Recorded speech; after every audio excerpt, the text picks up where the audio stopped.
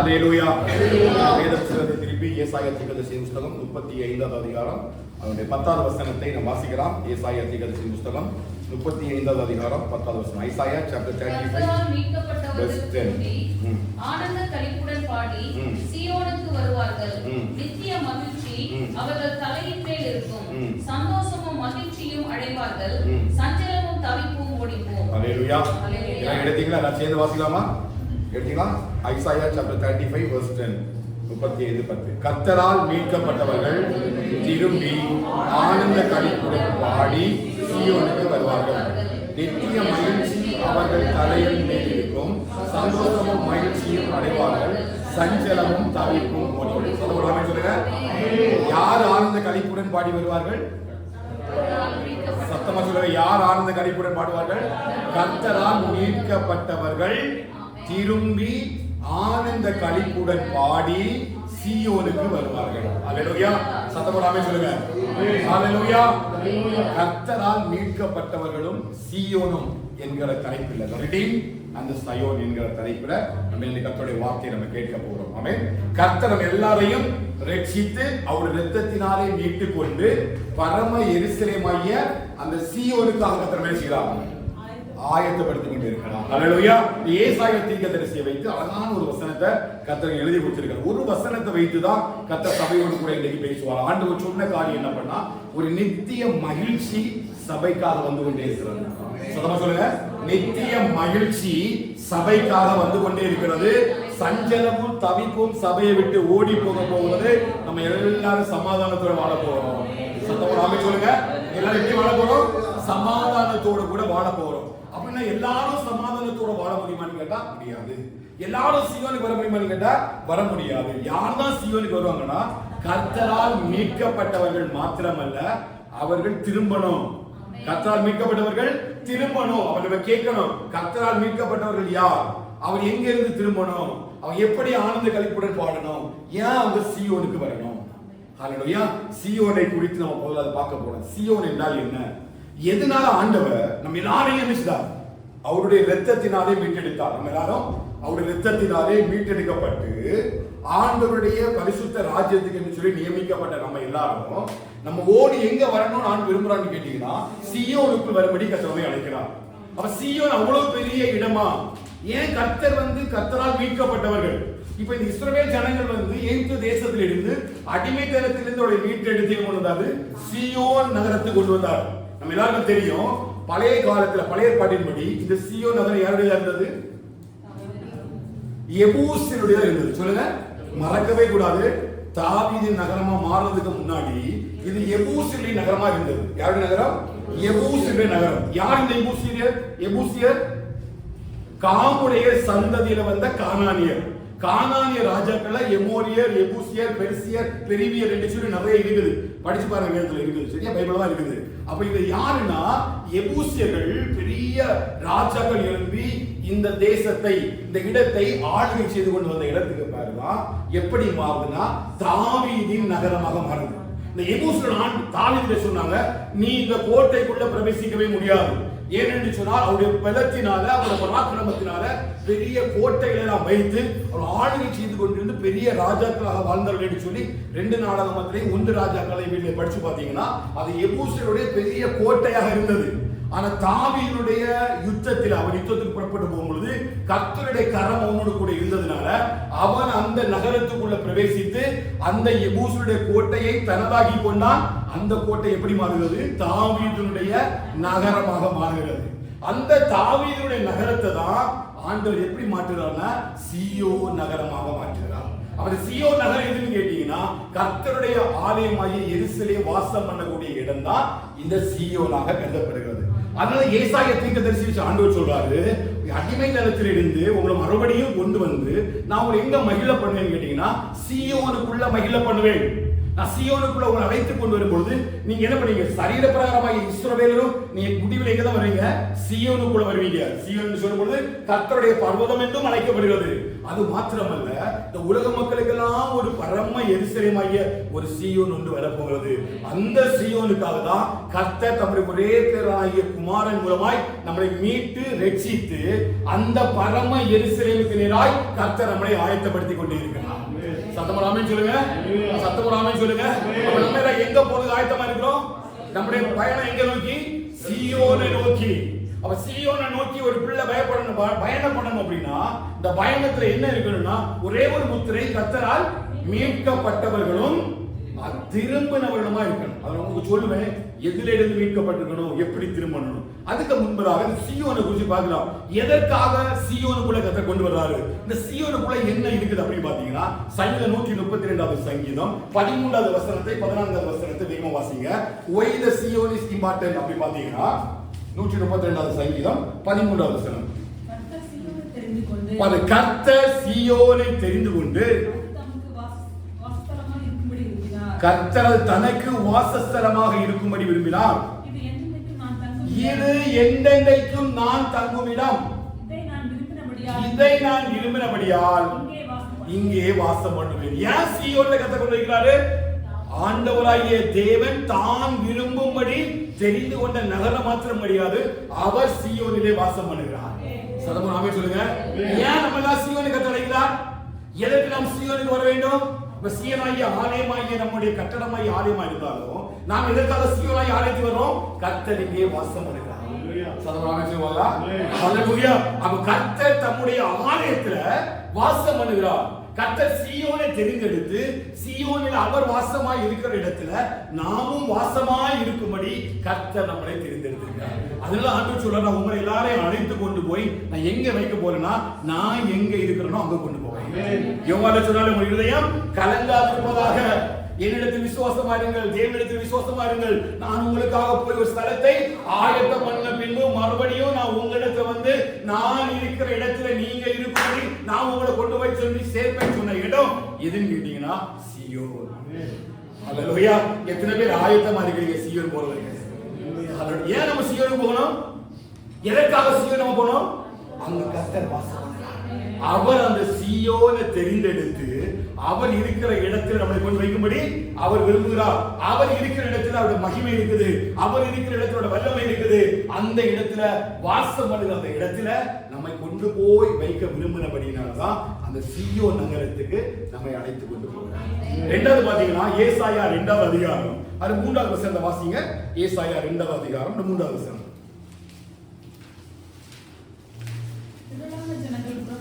திரளான ஜனங்கள் புறப்பட்டு வந்து நாம் கர்த்தருடைய பர்வதத்துக்கும் யாக்கோபின் தேவனுடைய ஆலயத்துக்கும் போவோம் வாருங்கள், போதிப்பார் நடப்போம் என்பார்கள். ஏனெனில் இங்க கவனிங்க, பெண்ணில் தான் மார்க் பண்ணுங்க. ஏனெனில் சீயோனிலிருந்து வேதமும் எருசலேமிலிருந்து கர்த்தருடைய வசனமும் வெளிப்படும். ஏன் சீயோன்? சீயோனில் தான் கர்த்தருடைய வேதமும் வசனமும் இருக்குது. சொல்லுங்க, ஏன் சீயோனுக்காக நம்மை கர்த்தர் அழைக்கிறார்? கர்த்தரால் மீட்கப்பட்டவர்கள் ஏன் ஆனந்த களிப்புடன் பாடி சீயோனுக்கு கொண்டு வராங்கன்னா எங்க கர்த்தருடைய வேதமும் வசனமும் இருக்குதோ அது சீயோனாக மாறுகிறது. சீயோனுக்கு நீங்க போனீங்கன்னா சீயோன்ல என்ன இருக்கணும்? வேதம் இருக்கணும், வசனமும் இருக்கணும். அப்படி இருக்கிற இடம் தான் கர்த்தர் தெரிந்து கொண்டு அந்த இடத்துல வாசம் பண்ணணும். நமக்குள்ள கர்த்தர் வாசம் பண்ணணும் அப்படின்னா நீங்களும் நானும் ஆண்டவர் வாசம் பண்ணக்கூடிய ஒரு ஸ்தலமாக மாறணும்னா நாம் தேவனுடைய ஆலயமாக இருக்கிறோம் என்று சொல்லி அப்போஸ்தலனாகிய பவுல் எழுதுகிற அந்த எழுத்தின்படி நீங்கள் நானும் தேவனுடைய ஆலயமாக மாறிவிடணும்னா நமக்குள்ள என்னதான் இருக்கணும்? வேத வசனமும் வேதமும் இருக்கணும். அவருடைய இதயத்துல அந்த வேதம் இருந்தாதான் யார் வாசம் பண்றா? தேவன் வாசம் பண்ணுகிறார். கட்டிடமாகிய சீயோனுக்குள்ளே கர்த்தர் வாசம் பண்ணுகிறார். அவ சீயோனுக்குள்ள வாசம் பண்ணும்போது அவருடைய ஆலயத்துல அவருடைய வல்லமையும் மகிமையும் அவருடைய சமூகமும் அவருடைய ஆலயத்தில் இருக்கிறது மாத்திரமல்ல, நாமே அவருடைய ஆலயமாக மாறிவிடும் போது அவர் நமக்குள்ளேயும் வாசம் பண்ண விரும்புகிறார். எப்பொழுது வாசம் பண்றார்னா நமக்குள்ள வேதமும் வசனமும் எப்படி இருக்கிறதோ அப்படிதான் கர்த்தர் நமக்குள்ள வாசம் பண்ணுகிறார். உங்களுக்குள்ள வேதமும் வசனமும் வாழ்க்கையோட இருந்துனா ஆண்டவர் சொல்றாரு, இது என்றென்றைக்கும் நான் விரும்பினபடியால் இங்க வாசம் பண்ணுவேன். வாசம் பண்றது இடம் இருக்குதா? நம்ம சீயோனா மாறி இருக்கிறோமா? ஆண்டவர் நமக்குள்ள வாசம் பண்ண வரும்பொழுது அவர் எப்படிப்பட்ட இடத்தை தேர்ந்தெடுக்கிறாரு? எந்த இடத்துல வேதமோ எந்த இடத்துல வசனம் இருக்குதோ அந்த இடத்தை பார்த்து சொல்றாரு, இந்த இடத்தை நான் விரும்பினபடினால இங்கே வாசம் பண்ணுறேன். ஏன் அப்படின்னா அந்த வார்த்தை இருக்குது. ஹல்லேலூயா. தம்முடைய ஒரே பேராகிய குமாரனாகிய கிறிஸ்துவை ஆதியிலே வார்த்தையாக இருந்தவர், அவர் மாம்சத்தினால் வெளிப்பட்டவர், கிருபையாய் நமக்குள்ள வாசம் பண்ணி அந்த வார்த்தை எந்த மனுஷனுக்குள்ள இருக்குதோ அந்த இடத்தை கர்த்தர் சீயோனாக மாற்றினார். ஹல்லேலூயா. அங்க யார் வாசம் பண்றா? யார் வாசம் பண்றா? கர்த்தர் வாசம் பண்ண. ஏன் அப்படின்னா வசனமும் வேதமும் யாருக்குள்ள இருக்குதோ அவங்களுக்குள்ள கர்த்தர் வாசம் பண்ணுறார். சீயோன் என்று சொல்லும் பொழுது கர்த்தருடைய வேதமும் வசனமும் எங்க இருக்குதோ அது கர்த்தருடைய சீயோனாக அழைக்கப்படுகிறது. அந்த இடம் எப்படி மாறுதுன்னா அவர் வாசம் பண்ணக்கூடிய இடமாக மாறுகிறது. நிறைய பேர் சீயோன் என்று சொல்லி தங்களை அழைக்கிறார்கள். சீயோன் பர்வதம் எல்லாம் பெயர் போடுறார்கள். சீயோன் இடமெல்லாம் என்று பெயர் வைக்கப்படுகிறது. ஆனா அப்படி பெயர் வைக்கப்பட்ட எந்த இடத்துல யார் இருப்பதில்லை. அவர் வாசம் பண்ணும்படி இருக்கிற இடத்தை எப்படி தெரிஞ்சு கொள்கிறார்? வார்த்தையும் வேதமும் எந்த மனுஷனுக்குள்ள இருக்குதோ அந்த மனுஷனுக்குள்ள தான் கர்த்தர் கருதுகிறார். ஆண்டவர் சொல்றாரு, நான் உங்களை எல்லாரையும் இஸ்ரவேல் ஜனங்கள் எல்லாம் பார்த்து சொல்றாரு, கர்த்தரால் மீட்கப்பட்ட நீங்க திரும்பி ஆனந்த களிப்புடன் பாடி சீயோனுக்கு வருவீங்க. ஏன் சீயோனுக்கு கொண்டு வரேன்னா நாங்க இருக்கிறேன். நீங்க என்னுடைய கரத்துக்குள்ள வரும் பொழுது, நீங்க என்னுடைய மகிமைக்குள்ள வரும் பொழுது, நீங்க தேவ பிரசன்னத்துக்குள்ள வந்து சீயோனுக்குள்ள வாசம் பண்ணும் பொழுது இந்த உலகத்தின் சேனைகள் ஒன்றும் உங்களை ஒன்று செய்யவே முடியாது. ஹல்லேலூயா.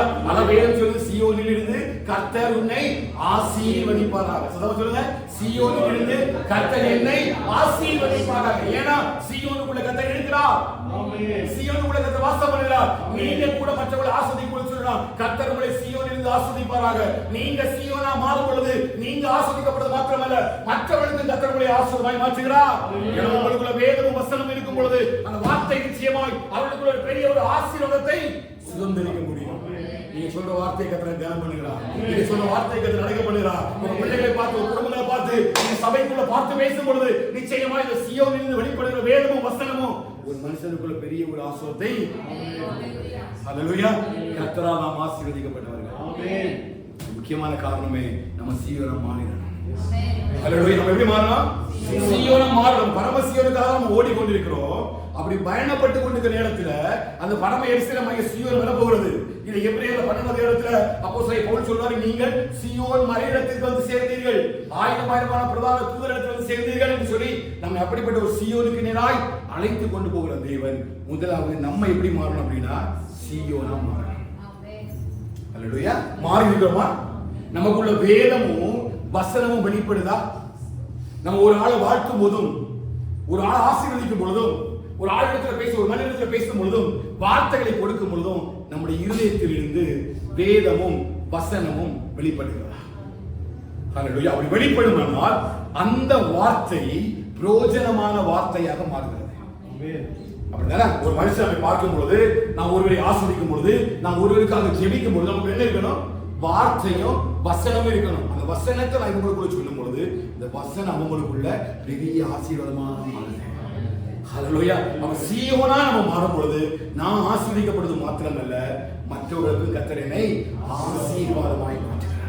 அதனால ஆண்டவர் ஜனங்களை ஏசாயா தீர்க்கதரிசி சொல்றாரு, நான் உங்களை எங்க கொண்டு வர போறேன் அப்படின்னா மறுபடியும் நான் சீயோனுக்கு கொண்டு வர போறேன். அவ சீயோனுடைய நிலைமை என்ன? எதனால ஆண்டவர் ஜனங்களை மறுபடியும் சீயோனுக்குள்ள கொண்டு வரார் அப்படின்னு தெரிஞ்சுக்கணும்னா மீகாவின் புஸ்தகம் 3வது அதிகாரம் 9வது வசனத்திலிருந்து 12வது வசனம் வரை வாசிக்க பார்க்கலாம். இப்ப சீயோன் எப்படி இருக்குது பாருங்க. மீகா 3வது அதிகாரம் 9வது வசனம் வாசிங்க. நியாயத்தை அருவருத்து செம்மையானவைகளை எல்லாம் கோணலாக்கி சீயோனை இரத்தப்பழியினாலும் எருசலேமை அநியாயத்தினாலும் கட்டுவிக்கிற யாக்கோபு வம்சத்து தலைவர்களே, இஸ்ரவேல் வம்சத்து அதிபதிகளே, இதை கேளுங்கள். அதின் தலைவர்கள் பரிதானத்துக்கு நியாயம் தீர்க்கிறார்கள். அதின் ஆசாரியர்கள் கூலிக்கு உபதேசிக்கிறார்கள். அதின் தீர்க்கதரிசிகள் பணத்துக்கு குறி சொல்லுகிறார்கள். ஆகிலும் அவர்கள் கர்த்தரை சார்ந்து கொண்டு, கர்த்தர் எங்கள் நடுவில் இல்லையோ, தீங்கு எங்கள் மேல் வராது என்கிறார்கள். ஆகையால் உங்கள் நிமித்தம் சீயோன் வயல்வெளியை போல உழப்பட்டு எருசலேம் மண்மேடுகளாய் போகும். ஆலயத்தின் பர்வதம் காட்டு மேடுகளாய் போம். இங்க பாருங்க, ஏசாயா தீர்க்கதரிசி சொன்ன அதே வசனத்துக்கு எதனால சீயோனுக்குள்ள மறுபடியும் கர்த்தர் கொண்டு வந்து ஜனங்களை வைக்க போறார் அப்படின்னா, சீயோன் கர்த்தருடைய பர்வதமாக எருசலேம் ஆலயமாக வைக்கப்பட்டது.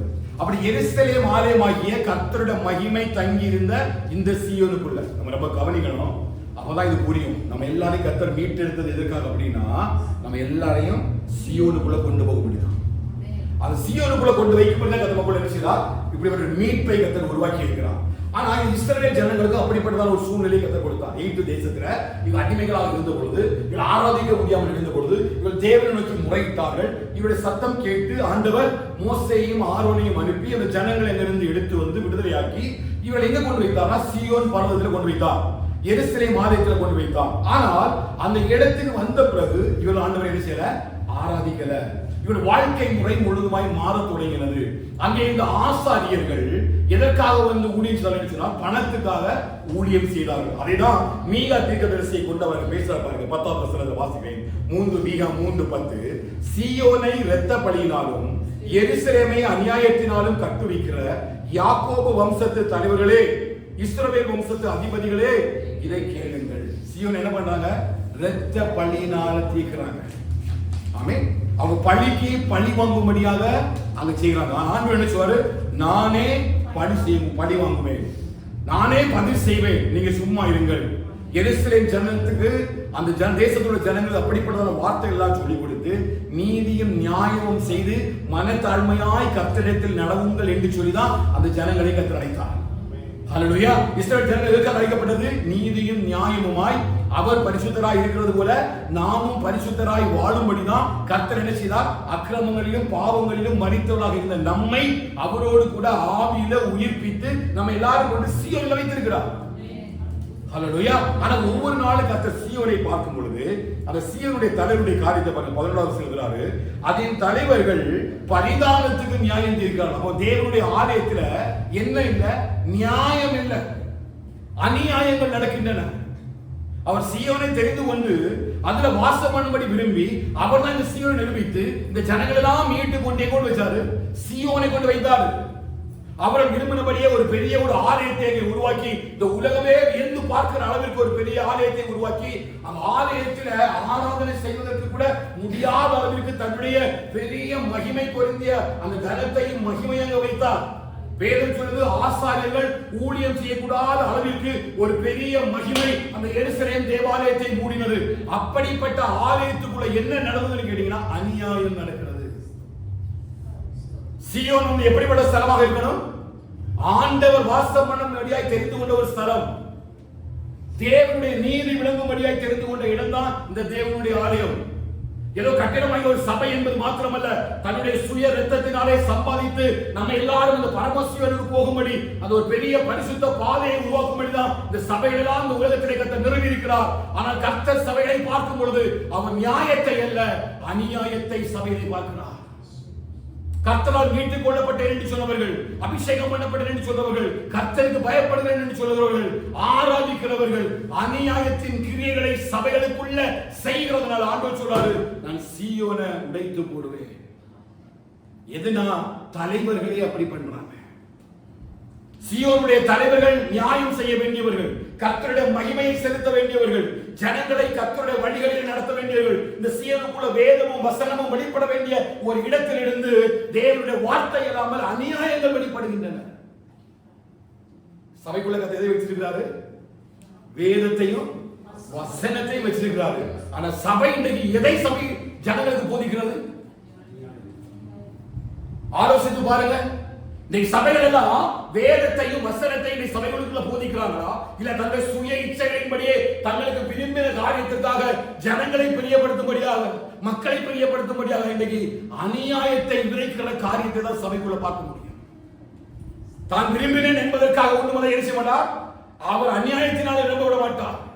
எருசலேம் தேவாலயத்தில் எல்லாரும் பொருட்களை விற்கும் பொழுது சொல்லுகிறார், என்னுடைய வீட்டை கள்ளர் குகையாக்காதீர்கள். அப்ப தேவனுடைய சமூகம், தேவனுடைய ஆலயம், பரிசுத்த ஸ்தலம், அவர் வாசம் பண்ணுகிற ஸ்தலம் ஒரு நாளும் அநியாயத்தினால் அவர் விடவே மாட்டார்.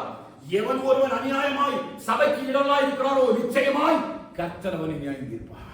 வேதம் சொல்றது சபைக்கு இதெல்லாம் வரும். ஆனா எவன் மூலமா வருதோ அவனுக்கு ஐயோ, அவனுடைய கழுத்துல எந்திர கல்லை கட்டி கடலுக்குள்ள கொண்டு போறது நல்லது.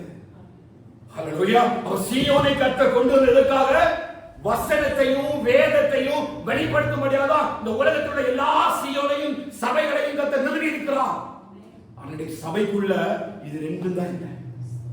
எதற்காக கர்த்தர் சீயோனை நிறுவினாரோ, எதற்காக சீயோனை தான் வாசம் பண்ணக்கூடிய வாசஸ்தலமாக தெரிந்தெடுத்தாரோ, இது ரெண்டும் இல்லாம மற்ற எல்லா அநியாயங்களினால இன்றைக்கு அந்த சபையினுடைய தலைவர்கள் பெருகியிருப்பது மாத்திரமல்ல, இந்த ஜனங்களையும் அநியாயத்தினால வழி நடத்துகிறார்கள். அதாவது சொல்றார்கள், தலைவர்கள் பரிதானத்துக்கு நியாயம் தீர்க்கிறார்கள், அதன் ஆசாரியர்கள் கூலிக்கு உபதேசிக்கிறார்கள். காணிக்கைனாதான், காணிக்கை கொடுத்தாதான் உபதேசிக்கிறாங்க, காணிக்கை பேசிதான் வர்றாங்க. 4 வாரத்துக்கு 3 வாரம் காணிக்கை மெசேஜ் தான்.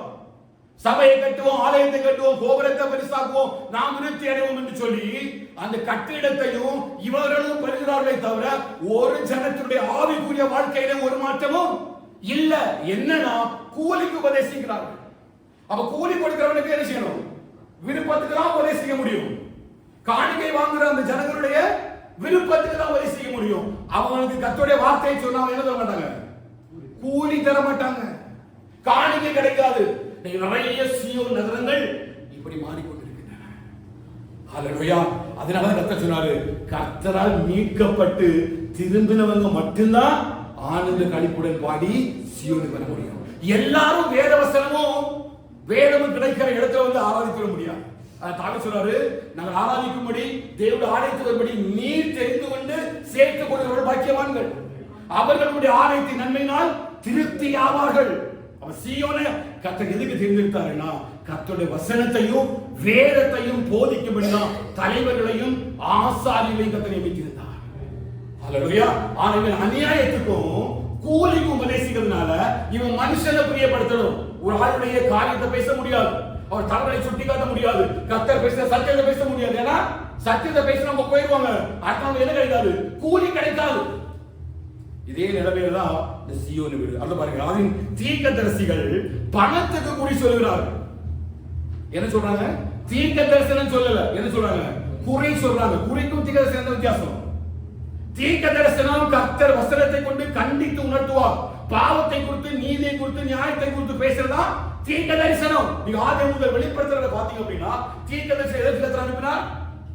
ஜனங்களை விடுதலையாக்கும்படியாக, பாவத்தை உணர்த்தும்படியாக, தம் வழிகளை விட்டு மனம் திரும்பும்படியாக, தம்முடைய பாதைகளை சிறைப்படுத்தும்படிதான் கர்த்தர் தம்முடைய தீர்க்கதரிசிகளை அனுப்பினார். ஆனா இன்னைக்கு தீர்க்கதரிசி எதை செய்கிறார்கள்? ஆசுவத்தை மட்டுமே பேசியிருக்கிறாங்க, நன்மைகளை மட்டுமே பேசுறாங்க. கர்த்தர் பேசுறது மாதிரி எவ்வளவு போய் சொல்ல முடியுமோ அவ்வளவு தரமான காரியங்களை செய்கிறார்கள். ஆண்டவராகிய இயேசு கிறிஸ்துவோ அப்போஸ்தலனாகிய பவுலோ சபைக்கு கற்றுக் கொடுக்காத சில கள்ளோபதேசங்களா சபைக்கு போதித்து சில காரியங்களெல்லாம் மேன்மைப்படுத்தி அவர்கள் தங்களை மேன்மைப்படுத்தும்படி ஓடிக்கொண்டிருக்கிறார்கள். இப்படிதான் இன்னைக்கு சீயோன் எப்படி இருக்குது? ஓடிட்டே இருக்குது. கர்த்தர் சீயோனை பார்க்கிறார், கர்த்தர் சீயோனை பார்க்கிறார். கர்த்தரால் மீட்டெடுக்கப்பட்டுள்ளதால் மட்டும்தான் அந்த சீயோனுக்குள்ள வர முடியும். நம்ம சீயோனா மாறணும். கர்த்தர் வாசம் பண்ணி சீயோனா மாறணும். அநியாயத்தை விட்டு விலகணும். கூலிக்கு மாரடிக்க கூடாது. கர்த்தருடைய வசனத்துக்கு பயப்படுவதாக, பயத்தோடும் நடுக்கத்தோடும் அனைத்து நாளும் ஒவ்வொரு நாளும் ரட்சிப்பு நிறைவேற பிரயாசப்படுங்கள் என்று சொல்லி அப்போஸ்தலனாகிய பவுல் ஒவ்வொரு சபைக்கு எழுதுகிறார். ஒவ்வொரு நாளும் பயத்தோடும் நடுக்கத்தோடும் ரட்சிப்பு நிறைவேறட்டும். நீங்க செய்கிற எல்லா காரியங்களிலும், நீங்க பேசுறதுல, நீங்க செய்கிற கிரியைகள் எல்லாவற்றிலையும் கர்த்தர் உங்களை பார்க்கிறார். ஏன் அப்படின்னா கர்த்தர் உங்களை சீயோனா மாற்றி வச்சிருக்கார். நம்மள எப்படி இருக்கிறோம்? சீயோனா இருக்கிறோம். அவர் சீயோனா மாற்றி அவர் எனக்குள்ள வாசம் பண்றதுனால அவர் ஒவ்வொரு நாளும் என் போக்கிலும் வரத்திலும் நான் செய்கிற எல்லா கிரியைகளிலும், என் பேச்சில, எண்ணத்துல, சிந்தனையில எல்லா நாளும் அவர் என்னிலும் எதை தேடுகிறார்னா வேதத்தை தேடுகிறார். அதான் தாவீது சொல்றாரு, வந்து நான் பாவம் செய்யாதபடிக்கு உம்முடைய வாக்கை என் இருதயத்துல வைத்து வைத்தேன். என் இருதயம் உம்முடைய கற்பனையை விட்டு விலகவே செய்யாது. உம்முடைய சாட்சிகளை கைக்கொள்கிறேன். உம்முடைய வசனத்தின் மேல பிரியமா இருக்கிறேன். நாள் முழுவதும் என் தியானம் அதுவே என்னுடைய மகிழ்ச்சி என்று சொல்லி தன்னுடைய இருதயத்தின் வெளிப்பாடை வெளிப்படுத்துகிறார். உம்முடைய வேதம் என்னுடைய மன மகிழ்ச்சியா இருந்தால் என்னைக்கோ என் துக்கத்திலே அறிந்து போயிருப்பேன். காரணம் என்னன்னா தாவீதுக்கு தெரியும், அது தேவன் வாசம் பண்ணக்கூடிய ஸ்தலம். ஹல்லேலூயா. பாவம் செய்யும்போது ராஜ்யத்தை எடுத்துவிடாதவன் கதறல, ஜனங்களை எடுத்துவிடாதவன் கதறல. அப்ப கதற ஒரே ஒரு காரியம், உம்முடைய சமூகத்தை விட்டு என்னை தள்ளாமலோ, உம்முடைய ஆவி என்னை விட்டு எடுத்துக் கொள்ளாமலோ. இதுதான் சீயோன் பிரயாசப்பட வேண்டிய இடம். ஹல்லேலூயா. சீயோனாக உங்களை என்ன கர்த்தர் அபிஷேகம் பண்ணிருக்காரா? ஒவ்வொரு நாளும் இதற்காக நம்ம பிரயாசப்படணும். எதுக்குன்னா வேதமும் வசனமும் நம்முடைய இதயத்தை விட்டு போயிடவே கூடாது. போயிட்டுனா அது என்ன பண்ணுவார் பாருங்க. அடுத்த 12 வசனம் பாருங்க. ஆகையால் உங்கள் நிமித்தம் இந்த அநியாயம், இந்த கூலிக்கு மாரடிக்கிறது, கள்ள போதகம் சொல்றது, ஜனங்களை பிரியப்படுத்தும்படி வாழ்றது, இதெல்லாம் அடிப்படையை வைத்து அப்போஸ்தலனாகிய பவுல் சபையில எழுதுறாரு. ஒரு நாள் நம்ம வசனத்தை எப்படி பேசுறது இல்ல, கலப்பாய் பேசுறது இல்ல. தேவனால் அருளப்பட்ட பிரகாரமாகவே சபைகளுக்கு வசனத்தை பேசுறோம். சத்தியத்தை சொல்றதுனால நம்ம சத்துருவம் மாறிப்போனாலும் பிரச்சனை இல்ல. கர்த்தர் எப்படி ஆடினாரோ அப்படியே வசனத்தை சபைகளுக்கு போதிக்கிறோம். காரணம் என்னன்னா, பவுலுக்கு தெரியும் நான் சீயோனா இருக்கிறேன், கர்த்தர் எனக்குள்ள வாசம் பண்றாரு, எனக்குள்ள வேதமும் வசனத்தை தவிர ஒரு வார்த்தை எனக்குள்ள இல்ல, கர்த்தர் எனக்கு தந்த வார்த்தையே நாங்க பேசுகிறோம். ஹல்லேலூயா. அதானே பேதுரு யோவான் போனாங்க. அவரோட வாசஸ்தலத்துல ஜெபாலயாகிய 3ஆம் மணி நேரத்துல அந்த ஆலயத்துக்குள்ள போகும்போது என்ன சொன்னாங்க? எங்களிடத்துல பொன்னும் இல்ல, வெள்ளியும் இல்ல, எங்களுக்கு என்ன இருக்குது? இயேசுவின் நாமத்துல சுகமடைவாயாக. இததான் சீயோன் பேசணும். சீயோனுக்குள்ள இந்த வார்த்தை வரணும். நீ பலவீனப்படும் பொழுது, சுகவீனப்படும் பொழுது, ஒரு சூழ்நிலை மாறுபடுது சொல்லணும். பொன்னினாலும் வெள்ளினாலும் கர்த்தரை மீட்கல, இயேசுவின் நாமத்தினால இரத்தத்தினால மீட்கப்பட்டிருக்கிறோம். இயேசுவின் நாமத்தினால நாங்கள் பலத்தை சுதந்தரித்துக் கொள்வோம். அதிசயத்தை கர்த்தருடைய காணப்படுவார். நீ அதிசயத்தை சுதந்தரித்துக் கொள்வாய். எல்லாத்துக்கும் இது அடிப்படைனா நம்ம சீயோனா மாறிடணும். எனக்குள்ள வேதமும் வசனமும் தவிர வேற ஒண்ணும் வரக்கூடாது. நீங்க இதயத்துல எப்படி என்ன செய்யணும்? வசனமும் வேதமும் தான் வரணும். அதனாலதான் தாவீது அவ்வளவு சொன்னாரு, என்னுடைய இருதயம் தேவனுடைய வார்த்தையினால நிறைந்திருக்கிறார். ஹல்லேலூயா. இருதயத்தின் நிறைவுதான். அப்ப இருதயத்துல எது நிறைவா இருக்குதோ அதான் என்ன செய்வோம்? அப்ப இருதயத்துல வசனம் இருக்குன்னா வாயில என்ன வரும்? இதயத்துல கோபம் இருக்குன்னா அப்ப நம்ம எல்லாம் கோபப்படும்படி அழைக்கப்படல. கர்த்தரை சீயோனாக அழைச்சிருக்கிறார். எப்ப விசுவாசிக்கிறீங்க? நம்ம எல்லாம் யாரு? சீயோன். சொல்லுங்க, நான் சீயோனாக அழைக்கப்பட்டிருக்கிறேன். என் இருதயத்துல வேதமும் வசனமும் தான் இருக்கும். நான் ஒவ்வொரு நாளும் வேதத்தையும் வசனத்தையும் தான் பேசுவேன். என் வாழ்க்கையில் இருந்து வேதமும் வசனமும் வெளிப்படும். என் இருதயத்துல தேவனுடைய வசனம் இருக்கிறது. நான் சீயோனாய் மாறுவேன். கர்த்தரை சீயோனாய் மாற்றியிருக்கிறார். அவரை இதயத்தை தெரிந்தெடுத்து இதை நான் விடுதலையாய் இதற்குள்ளே வாசம் பண்ணுவேன். கர்த்தரை சீயோனாக மாற்றுகிறார். சத்தமாக சொல்லுங்க, ஹல்லேலூயா, ஹல்லேலூயா. நீங்கள் சீயோனா மாறணும். அவர் இருக்கணும், அவருடைய வார்த்தையும் வசனம் இருக்கணும். அதனால ஆண்டு சொல்லுங்க, உங்களை எல்லாம் எப்படி மாற்றணும் அப்படின்னா சீயோனுக்குள்ள கொண்டு போக விரும்புறேன். அந்த சீயோனுக்கு போகணும்னா இது ரெண்டும் தான் என்ன செய்யும்? நம்மை வழி நடத்தும். ஹல்லேலூயா. ரெண்டுல தான் என்ன செய்ய முடியும்? போக முடியும். அவர் போகும்பொழுதுதான் இந்த ஆலயமாகிய அந்த கட்டிடத்தை பார்க்கும்பொழுது இவனுக்கு கிரியை நினைச்சுக்கிறாரு, உள்ள பார்க்கிறாரு. பாருங்க, அடுத்தது பாருங்க, அதோடைய ஆசீர்வாதம் எப்படி மாறும் பாருங்க. அது மிக 4வது அதிகாரம் 1-2 வசனத்தை வாசிங்க. ஆனாலும் கடைசி நாட்களில் கர்த்தருடைய ஆலயமாகிய பர்வதங்களின் கொடுமுடியில் ஸ்தாபிக்கப்பட்டு மலைகளுக்கு மேலாய் உயர்த்தப்பட்டிருக்கும். கடைசி நாட்கள்ல இவர்கள் நிமித்தமாய் இந்த சீயோனை வயல்வெளியா உளப்பட்டு எருசலேம் எப்படி போச்சுது? மண்மேடுகளாய் போயிடுச்சு. யார் வாசம் பண்ண இடம்? ஒரு பெரிய தேவாலயம் கட்டி தேவனுடைய மகிமை பிரகாசிக்கும்படியாக இந்த உலகத்திலே ஒரு பெரிய அதிசயமாக மகிமையாக விளங்கின ஒரு ஆலயம். இந்த ஜனங்கள் ஆண்டு தாவீது சொல்றாரு, அவரோட விருப்பத்தை வெளிப்படுத்துறாரு. என்ன வெளிப்படுத்துறாரு? தேவனுடைய ஆலயத்தை தேவனுக்கு என்று சொல்லி ஒரு ஆலயம் கட்டணும் அப்படின்னு கேட்கிறாரு. ஆண்டு சொல்றாரு, நான் யாரிடத்திலேயாவது உன் கைகளினால ஒரு ஆலயம் எனக்கு கட்ட சொன்னதும் தான். கேட்டாரா இல்லையா? அப்படி அவர் கேட்டிருந்தாலும் அந்த தாவீதுடைய விருப்பத்தின்படி வேதம் சொல்றது, தாவீதுடைய கைகள் இரத்த கரைகளினால நிறைந்திருந்ததுனால தாவீதை கொண்டு அந்த ஆலயத்தை கட்டாம யாரை வச்சிருந்தார்? சாலமோனை வச்சிருக்கிறார். அவ்வளவு மகிமை பொருந்திய ஸ்தலம். சாலமோன் ஜெபிக்கிறார், ஆண்டவரே இந்த ஆலயத்தை பார்த்து யாராவது ஒரு ஆள் ஜெபித்தா கூட இல்லையா? இப்ப எங்க பார்த்து நம்முடைய நாட்டு மக்கள் ஜெபிக்கிறாங்க இல்லையா? அவங்க இருக்கக்கூடிய அந்த ஜெபிக்கிறாங்க. அதுதான் அந்த தாய் சாலமோன் இருக்கிறார். என் ஜனங்கள் ஏதாவது ஒரு தூர தேசத்திலிருந்து ஒருவேளை எருசலேமுக்கு நேராக ஜெபித்தார்கள் அப்படின்னா அதுதான் தானியேல் பண்றாரு இல்லையா? மேல் வீட்டு அறையில தன்னுடைய ஜன்னல்கள் பலகன்கள் திறந்திருக்க எருசலேமுக்கு நேராக தான் முன்பு செய்து வந்தபடியே 3 வேளையும் ஜெபித்தார். இந்த ஜெபத்தை சாலமோனுடைய ஜெபத்தை கர்த்தர் கேட்டார். அன்றைக்கு சீயோன் தேவனுடைய நகரமாக இருந்தது. நல்ல ஆராதனை, நல்ல ஜெபம், நல்ல ஆவிக்குரிய வாழ்க்கை என்று சொல்லி அபிஷேகம் பண்ணப்பட்டு மீட்கப்பட்டு வாழ்ந்து கொண்டிருந்த ஜனங்கள் தான் இன்னைக்கு விழுந்து போனார்கள். காரணம் என்னன்னா வசனமும் இல்ல, வேதமும் இல்ல. ரட்சிக்கப்படும்போது எல்லாரும் ரட்சிக்கப்பட்டாங்க. ஆண்டவரை ஏற்றுக்கொள்ளும்போது எல்லாரும் இருந்தாங்க. விசுவாசத்திலேயும் ஆவியிலேயும் அபிஷேகத்திலேயும் எல்லாரும் வந்தாங்க. அவங்கள மாதிரி அபிஷேகம் பண்ணப்பட்ட வேற யாருமே இல்ல. நல்லா இருந்துச்சு. கர்த்தர் ஆவியானவர் மகிமையால் வெளிப்பட்டார். அந்த நாட்கள் போக போக போக போக என்ன ஆகிட்டாங்க அப்படின்னா தேவனுடைய சமூகத்தை விட்டு விலக ஆரம்பித்தாங்க. அவருடைய வாழ்க்கையில எது போயிடுச்சு? வேதமும் வசனமும் போயிடுச்சு. வாழ்க்கையில வேதமும் வசனமும் போயிடுச்சுன்னா நம்மளோட வாழ்க்கை மண்மேடுகளாய் போயிடும். எப்படி போகும்? மண்மேடுகளாய் போயிடும், உளப்பட்டு போயிடும். அது ஒரு நன்மையும் ஒரு கனிமே இருக்காது. நான் எவ்வளவுதான் வேதம் வாசித்தாலும் எவ்வளவுதான் வாழ்ந்தாலும் நான் தேவனுடைய வார்த்தையை வசனமையும் வாழ்க்கையில இல்லைன்னு வச்சிருங்க, சீவனை எப்படி மாற்றிடுவாரு? சொல்லுங்க, எப்படி மாற்றுவாரு? மண்மேடுகளாய் மாற்றி விடுவார். வசனமும் வேதமும் வாழ்க்கையில இல்லை அப்படின்னா நான் ஆலயத்துக்கு வரலாம், காணிக்கை கொடுக்கலாம், நல்ல உபவாசிக்கலாம், ஜெபிக்கலாம். இந்த வேதமும் வசனமும் வாழ்க்கையில கிரியை செய்யல, வேத வசனத்தை நான் கீழ்ப்படிந்து நடக்கல அப்படின்னா என் வாழ்க்கை எப்படி போயிடும்? மண்மேடுகளாய் உளப்பட்டு போயிடும். யாருக்கும் தெரியாத அளவுக்கு மாற்றிடுவாரு. ஆவிக்குரிய வாழ்க்கையில ஒரு கனி இருக்காது, ஆவிக்குரிய ஜீவிதத்துல ஒரு வளர்ச்சி இருக்காது, மீதி எல்லாம் நல்லா இருக்கும். எங்கெல்லாம் மிஸ் ஆகும்? ஆவிக்குரிய வாழ்க்கை தான் மிஸ் ஆகும். ஆவிக்குரிய வாழ்க்கையில எந்த வளர்ச்சியுமே இருக்காது, தகுதி இருக்காது, எல்லாவற்றையும் இழந்திருப்போம். ஆனா உலக பிரகாரமான ஆசோத்தை நல்லா இருந்திருப்போம் பிசாசு. ஏன்னா உன்னை இதை மறக்க பண்ணிடுவான். வேதத்தை வசனத்தை ஒன்று எடுத்துட்டு உனக்கு உலகத்துக்குரிய ஆசோதனை பண்ண மாட்டான். எதெல்லாம் உனக்கு விளக்குவான்? தேவனுடைய வார்த்தை விட்டு விளக்குவான். என் உலகத்தோட நல்ல ஆசோதனை இருக்கனால நீயும் ஸ்தோத்திரம் பண்ணி நல்லா கடந்து போயிடுவான். ஹல்லேலூயா. இப்படிதான் கொஞ்சம் கொஞ்சமா வசனத்தை விட்டு வேதத்தை விட்டு யார் விளக்குறார்? பிசாசு விளக்குறார். அப்ப சீயோன் எப்படி மாறுது? மண்மேடுகளாய் உளப்பட்டு போயிருக்கிறது. ஆனா அது மறுபடியும் ஆண்டவர் சொல்றார், அப்படி போனாலும் கடைசி நாட்கள் அப்படின்னா கிருபை நாட்கள் சொல்றாரு. இந்த ஜனத்துக்கு என்று சொல்லி மீட்பர் வருவார், இந்த ஜனத்துக்கு சொல்லி ரட்சகர் வருவார். அவர் ரட்சகர் வரும்போது எல்லா தேசத்தில் உள்ள ஜனங்களையும் நான் கூட்டி எங்க சேர்ப்பேன்னா சீயோன்ல சேர்ப்பேன். அதான் பிளஸிங்ஸ். இப்ப எப்படி இருக்குது? மண்மேடுகளாக இருக்குது. இப்ப ஏசாயா 35 அதிகாரம் 1-2 வசனங்கள் வாசிங்க. இப்ப எப்படி அந்த மண்மேடுகளாய் போன இடம் ஆசீர்வாதமாய் மாற்றுவாங்க. வனாந்திரமும் வறண்ட நிலமும் மகிழ்ந்து பாருங்க, வனாந்திரமும் வறண்ட நிலமும் மகிழ்ந்து கடுவெளி கழித்து புஷ்பத்தை போல செழிக்கும். எப்படி போனது?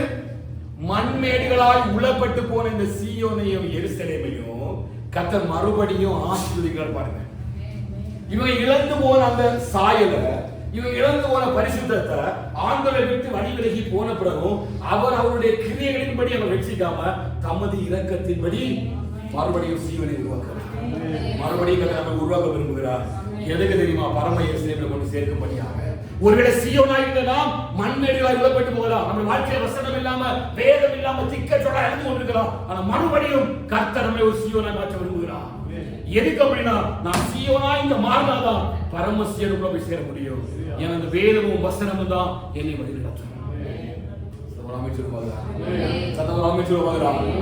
ஆச்சரியமாய் எருசலேமை பார்த்த ஜனங்கள், ஆச்சரியமாய் இந்த சீயோனை பார்த்த ஜனங்கள் இப்ப எருசலேமை பார்க்கும் பொழுது மண்மேடாய் உளப்பட்டு இருக்கிறார்கள். ஏன் இப்படி நடந்தது என்று கேட்டதற்கு அவர்கள் அவருடைய தேவனை விட்டு வழி விலகி போனதுனால தேவனுடைய சாபத்தை அவர்கள் மேல வரப்பண்ணினார் என்று வேதத்தில் எழுதப்பட்டிருக்கிறது. ஹல்லேலூயா. அப்போ வசனமும் வார்த்தையும் வேதமும் ஒரு மனுஷனுக்குள்ள இல்லைன்னா கர்த்தர் சாபத்தை வரப்படுறார். அதான் உபாகமத்தில் சொன்னார், இந்த வார்த்தைகளுக்கு கீழ்ப்படிந்து நீங்க நடந்தனா ஆசீர்வாதமும், அதை விட்டு விலகினா சாபம். ஜீவனையும் சாபத்தையும், அதாவது ஜீவனையும் மரணத்தையும் உங்க முன்னாடி இருக்கிறேன். ஹல்லேலூயா. அதை நீங்க தான் முடிவெடுத்துக்கணும், நீங்க தான் யோசிக்கணும். எப்படிப்பட்ட சீயோனாய் நம்ம வாழ்ந்து கொண்டிருக்கிறோம் என்பதை நம்ம தான் யோசிக்கணும். ஆனால் ஆண்டவர் பண்ண பாருங்க, அந்த இஸ்ரவேல் ஜனங்களுக்கு நமக்கு மாத்திரமல்ல அந்த ஜனங்களுக்கு கிருபை கொடுத்து நினைச்சுக்காரு. பார்த்தீங்கன்னா 35 வசனத்துல வனாந்திரமும் வறண்ட நிலமும் கழித்து அடுத்த வருஷம் அது மிகுதியாய் செழித்து பூரித்து ஆனந்த கைப்புடன் பாடும் லேபனோனின் மகிமையும் கர்மேல் சாரோன் என்பவைகளின் அலங்காரமும் அதற்கு அளிக்கப்படும். அவர்கள் கர்த்தருடைய மகிமையையும் நமது தேவனுடைய மகத்துவத்தையும் காண்பார்கள். ஹல்லேலூயா. எப்படி கிடந்த இடத்தை, உளப்பட்டு மண்மேடுகளாய் போன இடத்தை மறுபடியும் கர்த்தர் எப்படி உருவாக்குகிறான்னு பாருங்க. ஏன் அப்படின்னா இந்த ஜனங்களுக்குரிய மீட்பராகிய ரட்சகரை மறுபடியும் இந்த உலகத்துக்கு கொண்டு வந்தார்.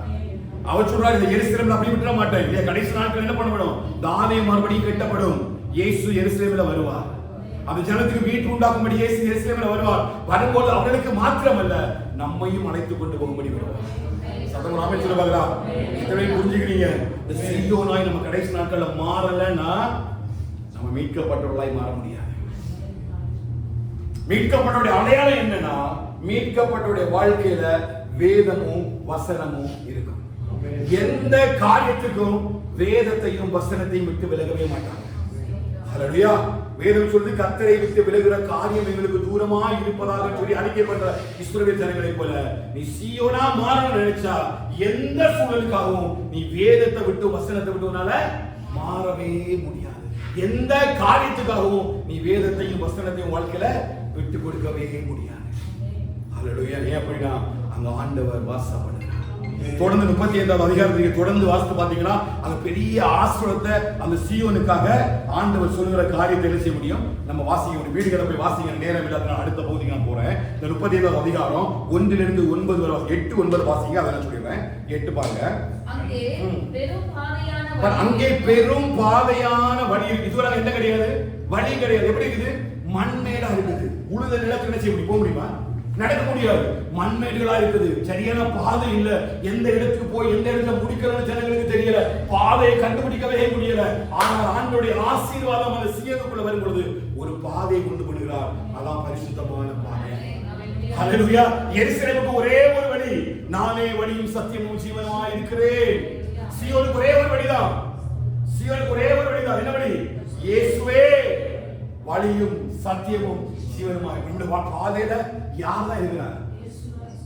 நம்முடைய வார்த்தை, தேவன் தந்திருக்கிறதான வசனங்கள், இது எல்லாம். அதான் தாவீது சொல்லுடைய வசனம் என் கால்களுக்கு தீபமும் என் பாதைக்கு வெளிச்சமுமாய். என் நடக்கிற பாதை எப்படிப்பட்ட பாதை? பரிசுத்தமான பாதை. இங்க யார் வாசம் பண்றா? கர்த்தர் வாசம் பண்றார். அப்ப சீயோனுக்குள்ள ஒரே ஒரு பாதை தான் இருக்கணும். ரெண்டு பாதை இல்லை, ஒரே ஒரு பாதை. என்ன பாதை? பரிசுத்தமான பாதை. நீ எங்க போனாலும் நீங்க எதிர நடக்கணும்னு கேட்டீங்கன்னா பரிசுத்தமான பாதையில நடக்கும்படி தான் கர்த்தர் நம்மை அழைத்திருக்கிறார். நமக்கு நிறைய பாதைகள் உண்டு. வேதம் சொல்லுது மனுஷனுக்கு தோன்றுகிற வழிகள் அநேகம் உண்டு, அவற்றின் முடிவோ மரண வழிகள். கர்த்தர் ஒரு வழியை நமக்கு கூட வச்சிருக்காரு. அது பரிசுத்தமான பாதை. சீயோன் எதுக்கு அழைச்சார்னா இந்த பரிசுத்தமான பாதையில நடக்கும்படிதான் கர்த்தர் அழைத்தார். இப்ப பாருங்க, அந்த மண்மேடுகளாய் உழப்பட்டு போன அந்த சீயோன் எப்படி மாறிட்டு? ஆசீர்வாதமா மாறிட்டு பரிசுத்தமான இடமாக மாறுகிறது. அதனாலதான் கர்த்தர் எப்படி கொண்டு வந்தாருன்னா எல்லா மீட்கப்பட்டவர்களையும் எங்க கொண்டு வர்றாரு? சீயோனுக்குள்ள கொண்டு வர்றாரு. சீயோனுன்னா இந்த இடம் வசனமும் வேதமும் இருக்கிற இடம், கர்த்தருடைய பாதை வெளிப்படுகிற இடம். அந்த இடத்துல தான் கர்த்தர் கொண்டு வைக்க போறார். ஒரே ஒரு பாதை. என்ன பாதை? பரிசுத்தமான ஒரு பாதை. ஜீவனுக்கு போகிற வாசல் இடுக்கமும் நெருக்கமுமான ஒரு பாதை தான். அந்த பாதையை நம்ம ஓடணும். நிறைய பாதை இருக்குது சீயோனுக்கு போறதுக்கு. ஆனா எந்த பாதையை நம்ம தெரிந்தெடுக்கிறதை வச்சுதான் கர்த்தர் நமக்கு பாதையை உருவாக்குறார். இப்ப பாத்தீங்கன்னா சரி, சீயோனுக்கு கொண்டு வராரு. யாரை கொண்டு வராருன்னா கர்த்தரால் மீட்கப்பட்டவரை கொண்டு வரார். 1 பேதுரு 1வது அதிகாரம் 18-19 வாசிங்க. 1 பேதுரு 1:18. First Peter chapter 1 verse 18 and 19. எல்லாம் எடுக்கணும். கர்த்தரால் மீட்கப்பட்டவர்களே நீ எல்லாரும் தெரிஞ்சுக்கணும். பாருங்க, உங்கள் முன்னோர்களால் பாரம்பரியமாய் நீங்கள் அனுசரித்து வந்த வீணான நடத்தை நின்று அழிவுள்ள வஸ்துக்களாகிய வெள்ளியினாலும் மீட்கப்படாமல்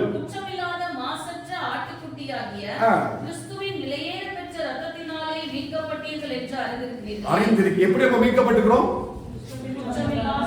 குற்றமில்லாத பரிசுத்தமான ஆட்டுக்குட்டிகளுடைய இரத்தத்தினாலே கர்த்தர் நம்மை மீட்டெடுத்திருக்கிறார். அந்த மீட்கப்பட்டவர்கள் கர்த்தர் அழைக்கிறார்.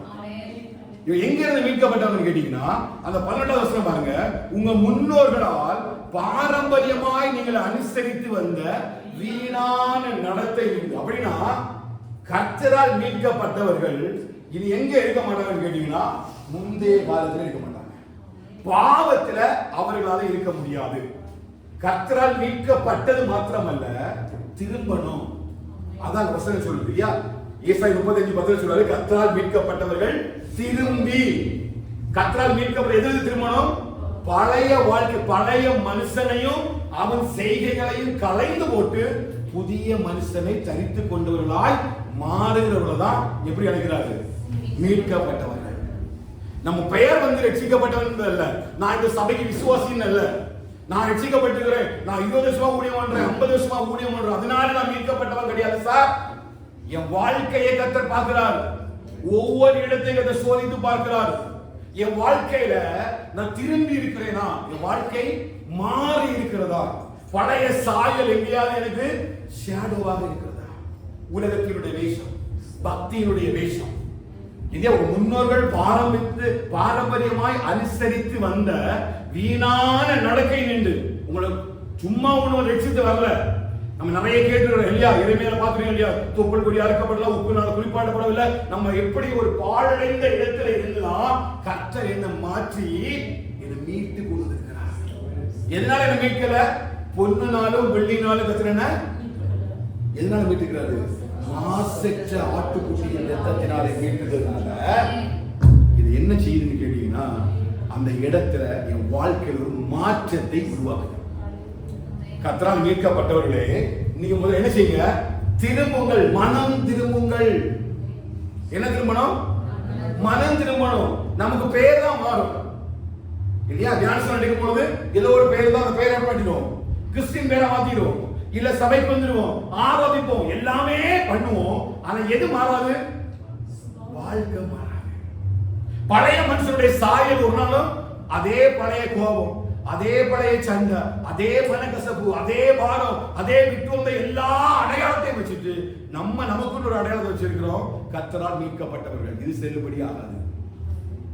இவர்களெல்லாம் எங்க வர முடியாது? சீயோனுக்குள்ள வர முடியாது. ஏன்னா சீயோனுக்குள்ள வரக்கூடியவங்க எதுல வருவாங்க? வேதத்தையும் வசனத்தையும் உடையவராக இருந்தா மட்டும்தான் சீயோனுக்குள்ள வர முடியும். அப்ப பழைய வாழ்க்கை உள்ள இருக்கும் போது, பழைய பாவங்கள் உள்ள இருக்கும் பொழுது, பழைய உலகத்தினுடைய ஆசைகள் எல்லாம் இருக்கும் பொழுது எனக்கு என்ன இருக்காது? வேதம் இருக்காது, வசனம் இருக்காது. ஏன்னா சத்தியத்தை அறிவீர்கள், சத்தமா சொல்லுங்க, சத்தியத்தை அறிவீர்கள். எதிலிருந்து விடுதலையாக்கும்? பாவத்திலிருந்து என்ன விடுதலையாக்கும்? பவுல் சொல்ற மரண மனுஷன், நிர்பந்தமான மனுஷன் நான். யார் என்னை இந்த மரண சரியத்திலிருந்து விடுதலையாக்க கூடும்? கர்த்தருடைய பிரமாணம் மட்டும்தான் என்னை அப்படி மாற்றக்கூடும். ஹல்லேலூயா. கர்த்தர் நம்மை அழைத்திருக்கிறார் என்று சொன்னால், மீட்கப்பட்டவர்கள் அழைத்து எடுத்திருக்கிறார் என்று சொன்னால், வேதமும் வசனமும் வெளிப்படுகிற புதிய ஒரு சாயலை தரித்து கொண்டா மட்டும்தான் நம்ம என்ன வரும்னு கேட்டீங்கன்னா ஆனந்த களிப்பு வரும். கர்த்தரால் மீட்கப்பட்டவர்களே, அப்படி நீங்க அழைத்துக் கொண்டாலும் சரி, வேதத்தை வாசிக்கும் பொழுது நான் தான் கர்த்தரால் அழைத்துக் கொண்டவன் என்று சொல்லி அந்த பேரை நீங்க உங்களுக்கு வச்சுக்கிட்டாலும் சரி, எது வேணாலும் சரி, வேதமும் வசனமும் வாழ்க்கையில மாற்றமும் இல்லாது இருக்கிறது வரையிலும் நம்ம யாரும் கிடையாதுன்னா மீட்கப்பட்டவர்கள் கிடையாது. புரியுதா? புரிஞ்ச சொல்லுங்க, சத்தம் சொல்லுங்க. மீட்கப்பட்டவர்கள் யார்? வேதத்தின் வசனத்தின்படி நடக்கிறவர்கள் தான் மீட்கப்பட்டவர்கள். முன்னாடி உலகத்தினுடைய மாம்சமும் மனசு மாம்சமும் எபேசியர் 2:2 இருக்குது. முற்காலத்திலே நம்முடைய மனசும் மாம்சமும் விரும்பினபடி செய்தோம். என் மனசு எதெல்லாம் பிடிச்சிருந்தோ, நான் எதை விருப்பப்பட்டனோ, நான் மனுஷன் என்ன பிரியப்படுத்த முடியாது, உலகத்தை பிரியப்படுத்த முடியாது, நான் மனுஷனுக்காக உலகத்துக்காக வாழ்ந்து கொண்டிருந்தேன். இப்போ அப்படி இல்லை. இப்ப கர்த்தருடைய வசனத்துக்காக, கர்த்தருடைய வேதத்துக்காக நான் வாழும்படி கர்த்தர் என்னை மீட்டெடுத்திருக்கிறார். நான் சீயோனாக இருக்கிறேன், எனக்குள்ள வேதமும் வசனம் இருக்குது. அந்த வேதத்தை வசனத்தை உடையவராய் கர்த்தர் என்னை கொண்டு போய் சேர்த்தார். அப்ப நான் மனம் திரும்பினது மாத்திரமல்ல, என் வாழ்க்கை மாறணும். நான் முன்னாடி கெட்ட குமாரன், நீங்க எங்க அப்பா எல்லாத்தையும் வாங்கிட்டு போய் தூர தேசத்துக்கு போய் செலவழித்து நான் பெரிய பணக்காரனா மாறினாலும் நண்பரோடு கூட போய் தூர தேசத்துக்கு போய் கெட்டு போன கெட்ட மனுஷன். ஆனா இப்ப மறுபடியும் திரும்பி வந்துட்டேன். திரும்ப வந்துட்டு என் அப்பா அழைத்து கொண்டார், என் அப்பா என்னை அழைத்து கொண்டார். இப்ப எனக்கு புதிய வஸ்திரம் தந்தார், எனக்கு புதிய மோதிரம் தந்தார், ஒரு ஆட்டை அடித்தார். இன்னைக்கு என்னை குமாரனை போல ஹல்லேலூயா. கெட்ட குமாரன் என்ன செஞ்சான்? இன்னும் கெட்ட குமாரன் தான் வாழ்றோமா? இன்னும் உலகத்துக்கு வாழ்றோமா? உலகத்துக்கு பிடிச்சபடி வாழ்றோமா? மனுஷனை பிரியப்படுத்தபடி ஓடுறோமா? குடும்பத்துக்கு பிரியமா ஓடுறோமா? உலகத்தை விடுறது கஷ்டமா இருக்குதா? இன்னும் நம்ம யாரு? கெட்ட குமாரன். மனம் திரும்பிய மைந்தனால மறுபடியும் என்ன செய்ய முடியாது? அப்பா விட்டு போக முடியாது. ஏன்னா ஒருக்கு அனுபவப்பட்டுட்டான், சாப்பாடு கிடைக்கல, பண்ணிக்கு தவிடுங்களா. இப்ப மறுபடியும் என்ன செய்ய மாட்டான்? கேட்க மாட்டான். கேட்கறதுக்கு தகுதியும் இல்ல, சொத்து எல்லாம் அழிச்சுட்டான். ஆனாலும் இரக்கத்தின்படி கிருபையின்படி தகப்பன் நம்மை அணைத்துக் கொண்டார்.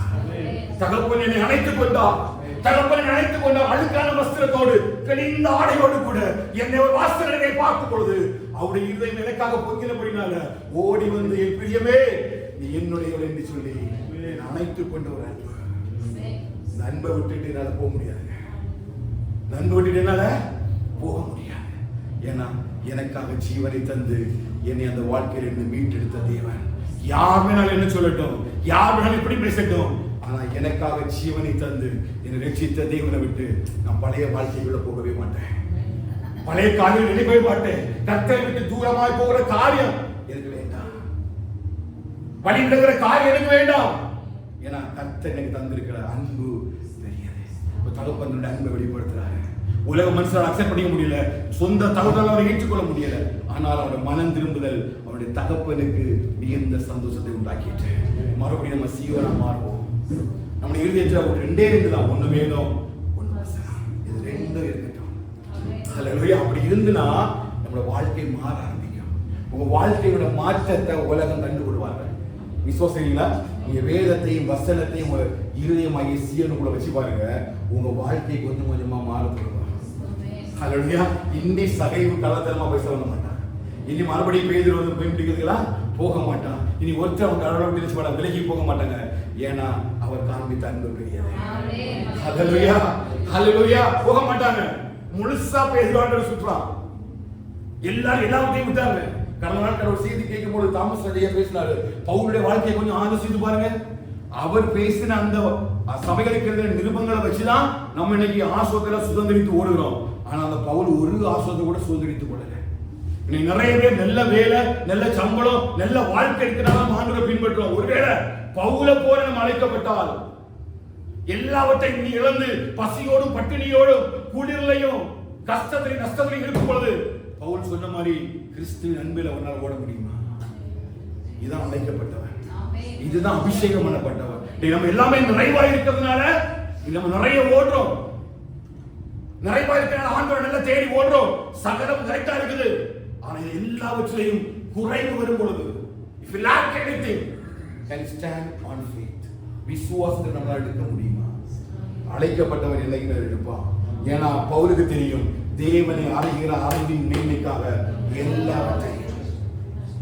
This is what the redeemed people. இதுதான் கர்த்தரால் மீட்கப்பட்ட ஜனம். இதுதான் கர்த்தரால் மீட்கப்பட்ட ஜனம். என்ன அப்படின்னா எனக்கு அது மீட்கும் போது சீயோனும் போதும். இந்த உலகம் எனக்கு தேவையில்லை. இந்த உலகத்தில் எதையும் நான் தேவனுக்காக, அவரை அறிகிற அறிவின் மேன்மைக்காக எதையும் இந்த உலகத்தில் இழப்பதற்கு நான் ஆயத்தமா இருக்கிறேங்க. நன்மையிலும் தீமையிலும் சாவிலும் மரணத்திலும் ஆகிலும் வாழ்விலானாலும் சாவிலும் ஆகிலும் என்னுடைய சரீரத்தின் மூலமாய் கிறிஸ்து என்னில மகிமைப்பட வேண்டும். யார் மகிமைப்படணும்? கிறிஸ்து என்னில மகிமைப்படணும். ஆயத்தமா? அப்படி ஒரு சீயோனை வாழ ஆயத்தமா? என்ன வந்தாலும் சரி, என்ன கஷ்டம் வந்தாலும் நஷ்டம் வந்தாலும் கடைசி வரையிலும் என் விசுவாசத்துல நான் ஓடி முடிப்பேன் அப்படி நம்பிக்கை நமக்கு இருக்கா? ஹல்லேலூயா. இவர்கள் எல்லாம் யாரும் மீட்கப்பட்டவர்கள், கர்த்தரால் மீட்கப்பட்டவர்கள். பழைய வாழ்க்கையை விட்டுட்டாங்க. நியாயப்பிரமாணத்தை விட்டா, பணத்தை விட்டா, சொத்தை விட்டா, சுகத்தை விட்டா. ஆபிரகாம் பாருங்க, ஆண்டு அழைத்த உடனே கல்தேய தேசத்தை விட்டு, சொந்த வீட்டை விட்டு, ஜனத்தை விட்டு, எல்லாத்தையும் விட்டுட்டு கண்மூடித்தனமா விசுவாசத்தோட ஓடி இருக்கிறான். கர்த்தர் நினைக்கிறார் 25 வருஷம் ஒரு வாக்குத்தத்தத்தை சுமந்து திரிகிறான். வயது இல்ல, சரீரத்துல பலன் இல்ல, சரீரம் செத்து போச்சு. ஆனால் எல்லாவற்றையும் விட்டு வந்து கர்த்தரை தேடி வந்தனால கர்த்தர் அவனை சீவனாக மாற்றினார். ஹல்லேலூயா. கர்த்தர் அவனை சீவனாக மாற்றினார். கர்த்தரால் மீட்கப்பட்ட ஜனம் அப்படிதான். உலகத்தில் உள்ள காரியத்தை விட்டுட்டு கர்த்தருக்காக ஓடும்படி தன்னை ஆயத்தப்படுத்திக் கொள்ளும். ஒரே ஒரு நோக்கம் தான், எப்படி ஆகிலும் என் பாடுபட்டாகிலும் சீயோனுக்குள்ள வாழ்க்கை எங்க போகணும்? சீயோனுக்குள்ள போகணும். ஒரு உலகம் என்ன வெறுத்து வைக்கலாம், குடும்பம் என்ன ஒதுக்கலாம், என் கூட வேலை பார்க்கணும் என்ன ஒதுக்கலாம். நான் சத்தியத்தை ஓடும்போது நிறைய எதிர்ப்புகள் வரும், நிறைய பேர் நிறைய பேசுவாங்க, அவமானம் வரும், நிந்தை வரும், சஞ்சலம் வரும், துக்கம் வரும், பாடு வரும். ஆனா இது ஒன்றும் சீயோனுக்குள்ள நான் பிரவேசிப்பதை தடுக்கவே முடியாது. ஏன்னா சீயோனுக்குள்ள வேதம் உங்களுடைய வார்த்தையும் நிறைவாக இருக்கிறது. ஹல்லேலூயா. அதனால சொல்லுங்க, எவ்வளவு வேதம் வாசிக்கணுமோ, எவ்வளவு வேதத்தை உட்கொள்ளணுமோ சொல்லுங்க, குடிங்க, சாப்பிடுங்க. வார்த்தைகள் கிடைத்த உடனே இருந்துச்சு, உட்கொண்டேன், அவையில் எனக்கு சந்தோஷமும் என் இருதயத்துக்கு மகிழ்ச்சியுமா இருக்கிறது. சேனைகளின் கர்த்தாவே உம்முடைய நாமம் என் நெற்றிகளில் வைக்கப்பட்டிருக்கிறது. காரணம் என்னன்னா வசனமும் வார்த்தையும் எனக்குள்ள ஒரு பெரிய உயிர்ப்பை செய்வாங்க. ஹல்லேலூயா. கர்த்தர் சபையை மறுபடியும் மீட்க விரும்புகிறார். நம்ம சபைக்கு சொன்ன காரியம் அதுதான். கர்த்தரால் மீட்கப்பட்டவர்களே திரும்புங்க, எல்லாவற்றையும் விட்டு திரும்புங்க, உலகத்துடைய காரியம் எல்லாம் விடுங்க, வேதத்தையும் வசனத்தை மட்டும் உங்க இருதயத்துல வச்சு சீயோனா மாறுங்க. அப்படி நீங்க மாறும்போது அடுத்த வாசிங்க 35:10 வாசிங்க. இந்த டைம் நான் முடிக்கிறேன்.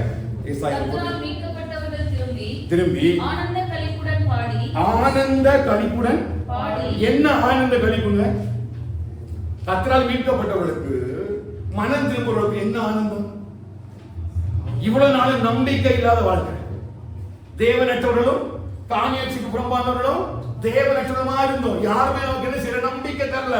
இப்ப நமக்கு ஒரு புதிய நம்பிக்கை வந்திருக்கு. என்ன நம்பிக்கைனா, பரலோகத்தில் ஒரு இடம் எனக்காக வைக்கப்பட்டது. பரலோக சுதந்திரம் அடிவச்சதும் வாழ்வதும் மாசற்றதுமாகிய ஒரு சுதந்திரம். 1 பேதுரு 1ஆம் அதிகாரத்தில் பேதுரு சொல்கிறார், அழியாததும் மாசற்றது வாழ்வதுமாகிய ஒரு பெரிய சுதந்திரத்தை கர்த்தர் எனக்காக வைத்திருக்கிறார். அதிக நம்பிக்கை இல்லையா? இவ கர்த்தர் என்னோட இருக்கிறார். ரட்சிப்பின் சந்தோஷம் எனக்கு. சகையை சொல்ற ஆண்டவரே, நீங்க கூட பாருங்க, நான் யாரிடத்துல அநியமாய் வாங்கினது உண்டானால் மனம் திரும்பிட்டான். முன்னாடி அநியமா வாங்கினவன் இப்ப சொல்ற யாருக்கும் வாங்கினது உண்டானா மறுபடியும் திரும்ப கொடுக்கிறேன், நாளை தரையாய் செலுத்துற ஆண்டவரே. ஆண்டவர் சொல்றாரு, இவனும் மாபுரோட குமாரனா இருக்கிறான். இந்த வீட்டுக்கு ரட்சிப்பு வந்தது. இவன் என்ன பண்ணா? மீட்கப்பட்டு விட்டான். ஹல்லேலூயா. மீட்கப்பட்டுடைய ஜனத்தோருடைய வைராக்கியம் அதுதான். ஆனந்த களிப்பு. என்ன களிப்புனா? சந்தோஷம், ரட்சிப்பின் சந்தோஷம். மறுபடியும் என்ன நம்பிக்கை கொண்டு வருகிறாரு. வாழ்க்கையில் பெரிய ஆசீர்வாதம். அக்கிரமங்களின் பாவங்களின் மரித்தவர்களாக இருந்த என்ன கர்த்தர் ஆவியிடம் உயிர்ப்பித்திருக்கிறார். இது என்னுடைய ஆனந்த களிப்பு இல்லையா? ஆனந்த களிப்புள்ள உதடுகளால் உம்மை போற்றுகிறேன். சங்கீதம் 63 தேவனே நீரே என் தேவன், அதிகாலமே உம்மை தேடுகிறேன். வறண்டது விடாய்த்தது தண்ணீர் நிலத்திலே என் ஆத்துமாவே தாகமாயிருக்கிறது. ஆமென். ஏன் அப்படி ஆனந்த களிப்புள்ள உதடுகளால் மகிமையை வந்தவன் இப்படி சமுதிரை பார்க்கும்படி ஆசைப்பட்டு உங்களுடைய ஆலயத்திலே நான் கண்டேன். என் ஜீவனுள்ள மட்டும் நான் உம்மை துதித்து உம்முடைய நாமத்தை நான் ஏறெடுப்பேன். ஏன்? என்னுடைய ஆனந்த களிப்புள்ள உதடுகள் கர்த்தரை பாட. அந்த ஆனந்தத்தை தான் ஆண்டவர் சொல்றாரு. நீங்க திரும்பி மனம் திரும்பிட்டீங்கன்னா உங்களுக்கு என்ன வரும்? ஆனந்த களிப்பு வருங்க. அதான் ரட்சிப்பின் சந்தோஷம். பாவத்தையை தாண்டி சொல்ற ஆண்டவரே, மறுபடியும் ரட்சிப்பின் சந்தோஷத்தை திரும்பவும் எனக்கு தந்து நிலைவரமான ஆவியை உள்ளத்திலே புதுப்பியும். ஓய், சந்தோஷத்தை இழந்திருக்கிறான். உலகத்தில் வரக்கூடிய சந்தோஷம் நிரந்தரமான அல்ல. 10 கோடி கிடைச்சா ஒண்ணும் நிக்காது, 2 வருஷத்துல போயிடும். நிரந்தரமான சந்தோஷம் அல்ல. ஆனால் தேவனால் மீட்கப்பட்ட ஜனங்களுக்கு ஒரு சந்தோஷம் இருக்கு பாருங்க. நித்தியமான ஒரு சந்தோஷம், ஒரு சமாதானமான சந்தோஷம். ஒவ்வொரு நாளும் தேவ சமூகத்துல ஆனந்த களிப்புடன் ஆடி பாடி ஆண்டவரை ஆராதிக்கிறாங்க. இப்ப எனக்கு யாரை குறித்து நம்பிக்கை இல்ல. என் இயேசு என்னோடு கூட இருக்கும் பொழுது அவர் என்னை பலப்படுத்துகிற தேவன். அவர் என் வலது பாசம் இருக்கிறபடியா நான் அசைக்கப்படுவதே இல்லை. கர்த்தரை எப்பொழுதும் எனக்கும்பாக வைத்திருக்கிறேன். தாவீதுக்கு தெரியும் அந்த ஆனந்த களிப்புல துதிக்கிறான். அஞ்சல் சயன் சொல்ல பாருங்க, அதிகாலமே நான் எழுந்து உமக்கு நேரே வந்து ஆயத்தமாகி. யாருக்கு அப்படி காத்திருக்க முடியுமாங்க? அவன் நமக்காக காத்திருக்கிறார். அவனுடைய ஆனந்த களிப்பு இல்ல சொல்றான். என்ன ஆனந்த களிப்பு தான் வருது. காலையிலே நான் எழுந்து நினைச்சிருவேன், போயிடுவேன். நான் ஆலயத்துக்கு கர்த்தருடைய ஆலயத்துக்கு போவோம் வாருங்கள் என்று அவர் எனக்கு சொன்ன பொழுது மன மகிழ்ச்சியாக என் ஆத்துமா தேடுது. மானானது நீருடைய வாஞ்சித்து கதவது போல என் ஆத்துமா உண்மை வறண்டதும் விடாய்த்ததும் தண்ணீரற்ற நிலத்தின் மேல எப்படி தாகமா இருக்கிறதோ அப்படி ஒரு தாகம் ஆத்துமா. ஏன்? ஆனந்த களிப்பு. ரட்சிக்கப்பட்டுட்டா, அபிஷேகம் பண்ணப்பட்டுட்டா, ஆராதிக்காம இருக்க முடியல, துதிக்காம இருக்க முடியல. உள்ள இருக்கிற வேதமும் வசனமும் ஒரு பெரிய எழுப்புதல் உண்டாக்குது. ஏன் நமக்கு எழுப்புதல் வரல? இன்னும் என்ன இல்ல? உள்ள வேதமும் வசனமும் சரியா கிரியை செய்யல. அது கிரியை செய்ய ஆரம்பிச்சு வச்சிருக்க. ஒரு வார்த்தை சொல்லுங்க, தாவே என் வேலைக்காரன் சுஸ்தமாவா.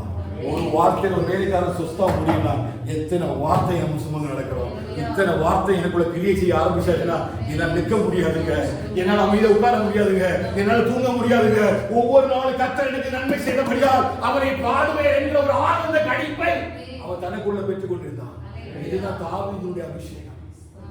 இதான் தாவீதுடைய அபிஷேகம். ஒவ்வொரு நாளும் எந்த காலத்திலும் எந்த நேரத்திலும் நான் துதிப்பேன். காலத்திலும் நான் அவரை துதிப்பேன். அவர் துதி எப்பொழுதும் என் வாயில் இருக்கும். ஏன்? ஆனந்த களிப்பு. அல்லேலூயா. அப்ப கர்த்தரால் மீட்கப்பட்டுட்டோம்னு வச்சிருங்க, நம்ம திரும்பிட்டோம்னு வச்சிருங்க, நமக்கு என்ன வருது? ஆனந்த களிப்பு வருது. ஏமே அந்த ஆனந்த கழிப்பை விட கொண்டு சேர்க்குது சீயோனுக்குள்ள கொண்டு பாடி பாடி துணித்து ஆடி பாடி இளைய துதிகளினால கோட்டைகளெல்லாம் உடைந்து விடுது. அம்மை யுத்தத்தின் மத்தியில் ஆண்டவர் துதிக்கும் பொழுது தடைகள்லாம் மாறுது, செங்கடல் பிளக்குது, யோர்தான் வழிவிலகி போகுது, எரிகோ கோட்டைகள்லாம் உடைந்து விடுது. எதனால?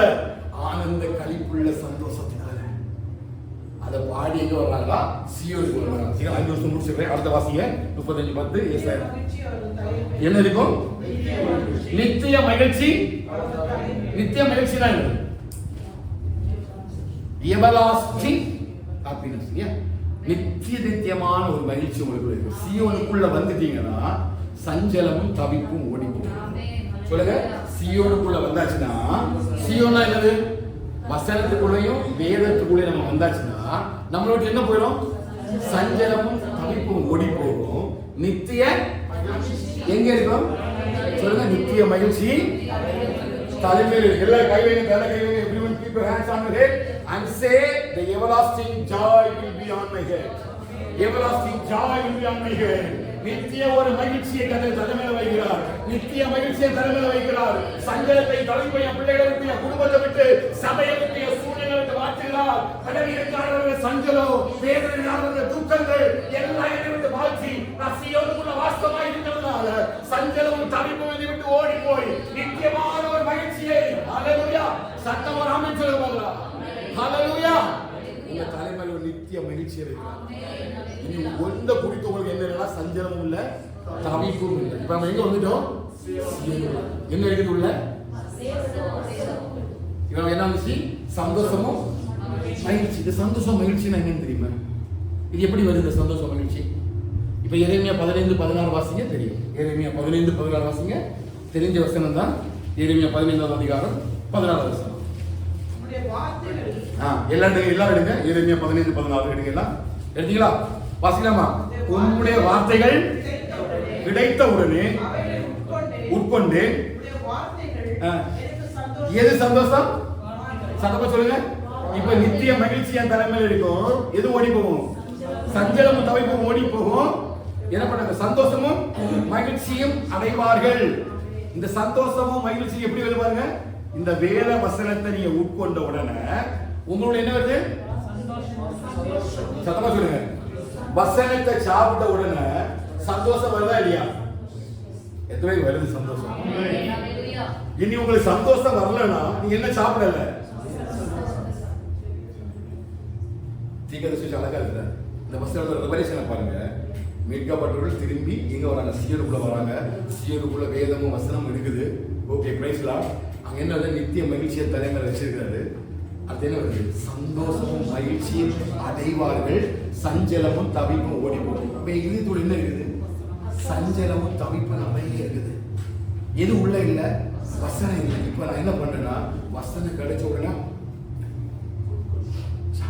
அதான் சொல்றேன், மனுஷன் அப்பத்தினால மாத்திரம் இல்ல, மெடிசனால ஒண்ணும் எனக்கு சுகம் இல்லை. தேவனுடைய வாயிலிருந்து புறப்படுகிற வார்த்தை உங்களுக்கு ஒரு சுகத்தை கொடுக்கும். அதாவது சொல்றேன், அவையை கிடைத்த உடனே எப்படி மாத்தின எனக்கு மகிழ்ச்சி. எல்லாரும் வாசிங்க. எனக்கு சந்தோஷமும் எனக்கு சந்தோஷமும் புரியுதா? அங்க எழுதி இருக்குது சந்தோஷமும் மகிழ்ச்சியும் உண்டா. புரியுதா?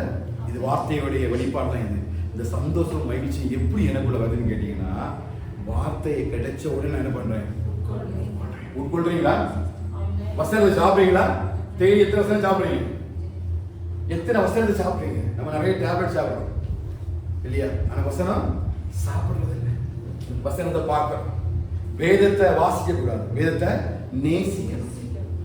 வாசிக்கிறதுக்கும் நேசிக்கிறதுக்கும் டிஃபரெண்ட் இருக்கு. நம்ம நேசிக்கிற ஃபுட் இருக்குல்ல, கொஞ்சம் சாப்பிடுவோம், நிறைய சாப்பிடுவோமா? கிடைச்சாச்சுன்னா அள்ளி அள்ளி சாப்பிடுவோம். அதான் சொல்றாரு, உங்களுடைய வேதத்தை நேசிக்கிறவர்களுக்கு மிகுந்த சமாதானம். இப்போ கர்த்தரால் மீட்கப்பட்டுட்டீங்க, திரும்பிட்டீங்க அப்படின்னா உங்களோட வசனமும் வேதமும் இருக்குன்னா உங்க மேல ஒரு நித்திய மகிழ்ச்சி கிடைக்கும். சபைக்குள்ள வைக்க போறாங்க. சஞ்சலத்தையும் தவிப்பையும் கட்ட மாற்ற போறாங்க. சபைக்குள்ள இருக்கிற சஞ்சலமும் தவிப்பையும் கட்ட மாற்றி நம்ம எல்லாம் எப்படி பண்ண போறோம்னா சந்தோஷமும் மகிழ்ச்சியும் அடைக்கிறாரு. ஏன்னா நம்முடைய விசுவாசிக்குள்ள வேதமும் வசனமும் இருக்கிறது. இந்த சபை ஜீவனுள்ள தேவனுடைய சபையாய் சத்தியத்துக்கு தூணும் ஆதாரமுமாக இருக்கிறது. கர்த்தர் எல்லா ஞானத்தோடும் ஆவிக்குரிய விவேகத்தோடும் கர்த்தரை அறிகிற அறிவில கர்த்தரை நிரப்பிக் கொண்டே இருக்கிறார். ஹல்லேலூயா. என்ன இருக்குதுன்னா வேதமும் வசனம் இருக்குது. நித்திய மகிழ்ச்சி உங்க தலைமையில் இருக்கும். இந்த நாட்கள் நீங்க உணர போறீங்க. நித்திய மகிழ்ச்சி உங்க மேல இருக்கும். உங்க சஞ்சலமும் தவிப்பும் உங்களுக்கு ஓடி போக பொழுது சந்தோஷத்தையும் மகிழ்ச்சியையும் கர்த்தர் எடுத்து வைக்க போறாரு. எவ்வளவு சாப்பிட முடியுமோ வார்த்தையை சாப்பிடுங்க. ஏன்னா கர்த்தரால் மீட்கப்பட்டவர்களுக்கு இதான் கடைசியிலே கிடைக்கும். கடைசியில கர்த்தர் கொடுக்கலாம். சர்வத்துக்கு கொண்டு போகும் பொழுது யார் வந்து இந்த வசனத்தின்படி நடக்கிறாங்களோ அவதான் சொல்ல முடியும். அவன் இங்க இருக்கக்கூடிய சீயோன் சொல்லும்போது தேவனுடைய ஆலயம். இந்த ஆலயத்துல நம்ம வேதத்தையும் வசனத்துக்கு கீழ்ப்படிந்து நடந்துட்டோம் அப்படின்னா இங்க இருந்தே துவங்குற நித்திய மகிழ்ச்சி பரலோகம் வரை நம்ம கொண்டு சேர்க்கணும்.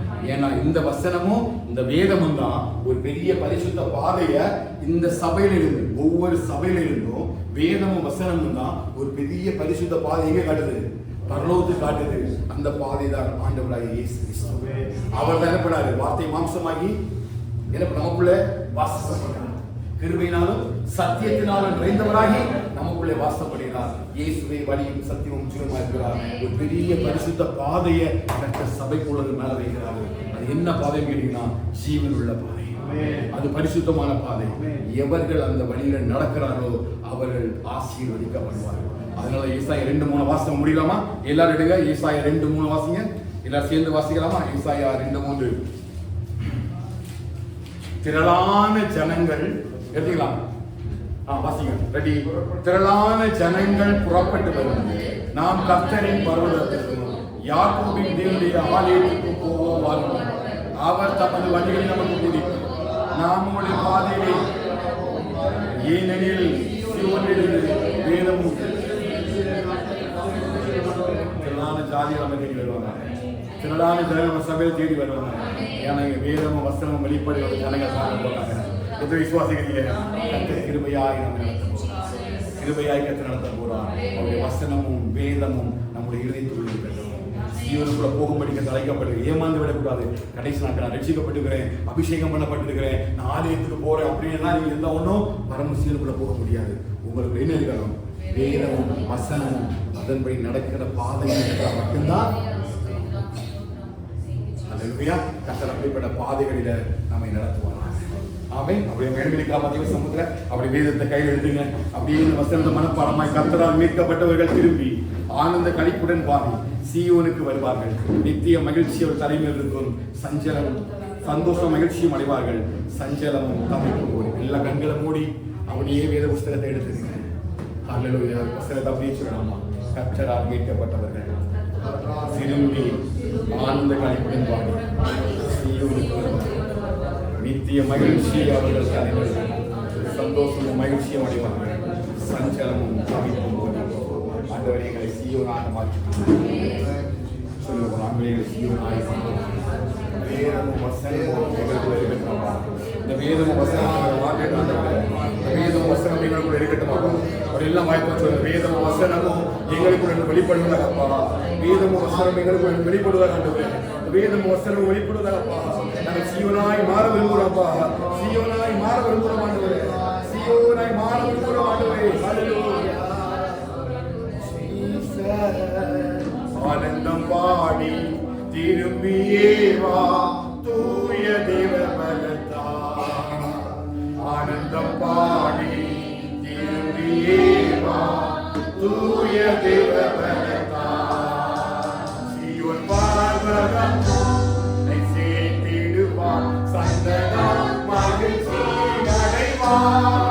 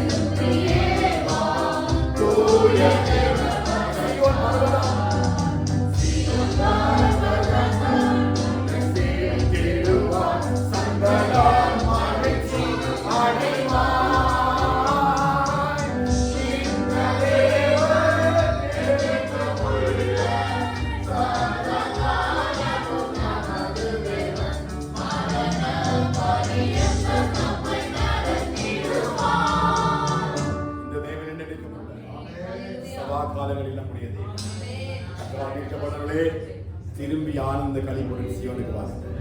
நித்திய மகிழ்ச்சியை கதவு தலைமை வைப்பார். சந்தோஷம் மகிழ்ச்சியும் அடைவீர்கள். சஞ்சலமும் தவிப்பு நம்மை விட்டு ஓடி போகும். நம்முடைய இதயத்தில் வேதமும் வசனம் வெளிப்படட்டும். நம்மை கதை சீயோனாக மாற்றி இருக்கிறார். மற்றொரு நம்மை பார்க்கும் பொழுது நம்ம சீயோனாக மாறுவோம். நமக்குள்ள வேதமும் வசனமும் வெளிப்படட்டும்.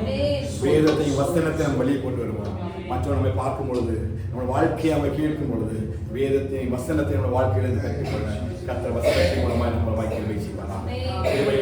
ஆண்டவரே தாசனுடைய நல்ல வேலைக்காய் நன்றியப்பா. இந்த நாளில் கர்த்தர் பேசின வார்த்தைகளுக்காக ஸ்தோத்திரம். நீதிகளை சீயோனாய் மாற்றி இருக்கிறதற்காக ஸ்தோத்திரம். என் வாழ்க்கையில் வேதமும் வசனமும் வெளிப்பட்டுக் கொண்டே இருப்பதற்காக ஸ்தோத்திரம்.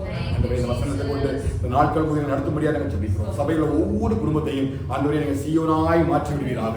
ஒவ்வொருக்கும் இந்த வேதமும் வசனமும் வெளிப்பட்டு வரும்படியாக நாங்கள் ஜெபிக்கிறோம். ஆண்டவரே எந்த சூழ்நிலையிலும் யாருக்காக இந்த வசனத்தையும் வேதத்தையும் விட்டு விடாதபடிக்கு கர்த்தருடைய நாமத்தின் மகிமைக்காக எதை இழந்தாலும் ஆண்டவரே இந்த வேதத்தை வசனத்தை இழந்து விடாதபடிக்கு கர்த்தர்களை பரிசுத்தப்படுத்தி பாதுகாத்துக் கொள்கிறார்கள்.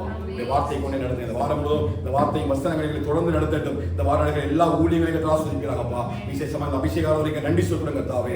அப்பா யாருக்காவது கலந்து கொள்ள முடியாத சூழ்நிலை இருந்தா கர்த்தர் ஈவையும் இரக்கத்தையும் பாராட்டி எப்படியாக 3 ஆண்டு இந்த ஆராதனை கலந்து கொண்டு கர்த்தர்கள் வாக்குறுத்தம் பண்ணியிருக்கிறாண்டவரே அந்த அபிஷேகத்தையும் வரங்களை நம்ம சுதந்திரித்துக் கொள்ள கர்த்தருக்கு பலன் தர வேண்டும் என்று சொல்லி நாங்கள் ஜெபிக்கிறோம் கர்த்தாவே.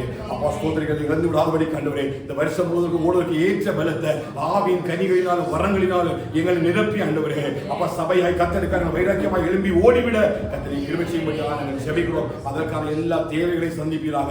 எல்லா ஆயத்தங்களுக்கான கிருபையின்படியாக நாங்கள் ஜெபிக்கிறோம் கர்த்தாவே. கர்த்தருடைய பரிசுத்த பிரசன்னம் இருக்கிற யாரெல்லாம் கொண்டு வர சித்தமா இருக்கீங்களோ அவரெல்லாம் கொண்டு வந்து உங்களுடைய சமுத்திரையில் மகிழ பண்ணும்படியாக நாங்கள் ஜெபிக்கிறோம் கர்த்தாவே. ஆசீர்வதிப்பீராகப்பா. இந்த வாரம் நடக்கிற எல்லா ஊழியர்களும் கர்த்தரை கரமுடைக்கும்படி ஜெபிக்கிறோம். விசேஷமா பிள்ளைகள் வேலைக்கு போகும் வளம் பொழுது ஆண்டவரே விசேஷமா பிள்ளைகள் ஆண்டவரே ஸ்கூலுக்கு போகும் வலும்பொழுது அவருடைய தேர்வழியில எல்லா காரியத்திலையும் கர்த்தருடைய பிரசன்னம் இருந்து சபையாய் கர்த்தர்களை தொடர்ந்து வழிநடத்தும்படியாக நாங்கள் ஜெபிக்கிறோம். ஆண்டவரே இந்த சீயோனிலிருந்து வேதம் வசனம் வெளிப்பட்டு கொண்டிருப்பதற்காக ஸ்தோத்திரம். தொடர்ந்து அதை செய்வதற்காக முற்றிலுமாய் எங்களை தாழ்த்துவோம் ஒப்புக் கொடுக்கிறோம். துதிகன மகிமையில்லாமல் செல்கிறோம். இயேசுவின் நாமத்தில் ஜெபிக்கிறோம் எங்கள் ஜீவன் நல்ல பிதாவே.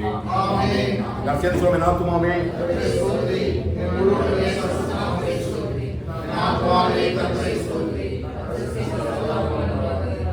ஆசீர்வாதம் கர்த்தராகிய இயேசு கிருபையும் பிதாவாகிய தேவனுடைய அன்பும் பரிசுத்த இடைக்கும் சிநேகமும் மீண்டும் என்று சதா காலங்களிலும் ஆண்டவராகிய இயேசு வருகிறார் சகல பரிசுத்தவான்களோடும் சபையோடும் நம் அனைவரோடும் கூட தங்கி இருப்பதாக. ஆமென் ஆமென் ஆமென். ஹல்லேலூயா ஹல்லேலூயா ஹல்லேலூயா. கர்த்தருடைய ஆசீர்வாதமாக